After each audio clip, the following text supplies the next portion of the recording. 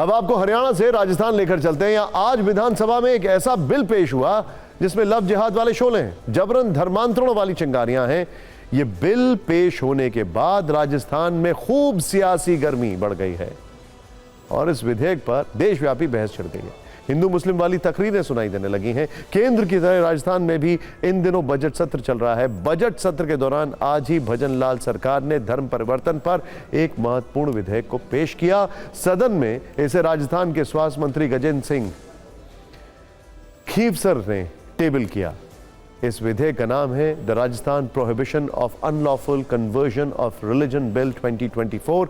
इस विधेयक में 3 बड़े कामों की बात करें तो लव जिहाद पर कठोर सजा का प्रावधान, जबरन धर्मांतरण पर कठोर सजा का प्रावधान है और मर्जी से धर्म परिवर्तन भी अब शर्तों के साथ होगा। ये 3 पॉइंट ही ऐसे हैं जिस पर भारी हंगामा मचा हुआ है। मौलानाओं को यह प्रावधान कांटे की तरह चुभ रहा है, तो वहीं भगवा पक्ष इस विधेयक से बहुत खुश है। ये सब कुछ बताने से पहले इस विधेयक के पास होने की राह कितनी आसान होगी, इसे भी समझना जरूरी है।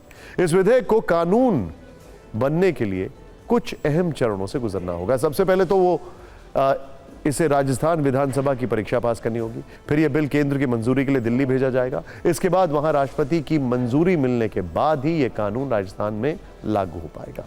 यहाँ पर इन चरणों का जिक्र करना इसलिए भी जरूरी है क्योंकि वर्ष 2008 में इसी तरह का कानून तब की वसुंधरा सरकार में भी लाया गया था। हालांकि उस समय दिल्ली में मनमोहन सिंह के नेतृत्व वाली यूपीए सरकार थी, लिहाजा यह बिल औंधे मुंह गिर गया था।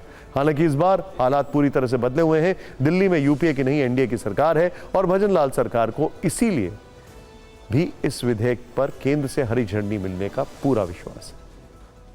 खैर, अब आते हैं विधेयक के इंपॉर्टेंट पॉइंट्स पर, यानी मुख्य बिंदुओं पर।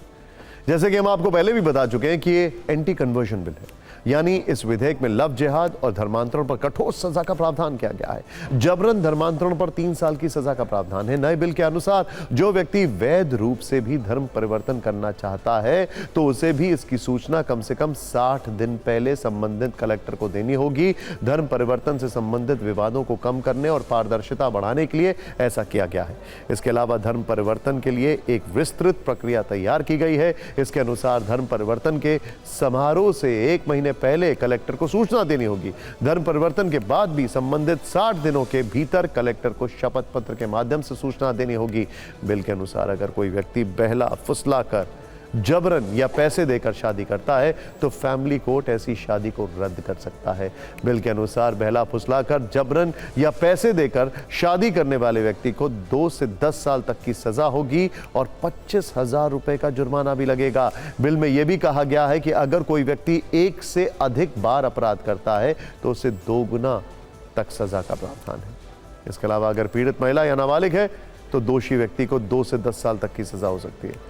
अब आप देखिए कैसे बिल के पेश होते ही राजनीतिक तापमान बढ़ गया।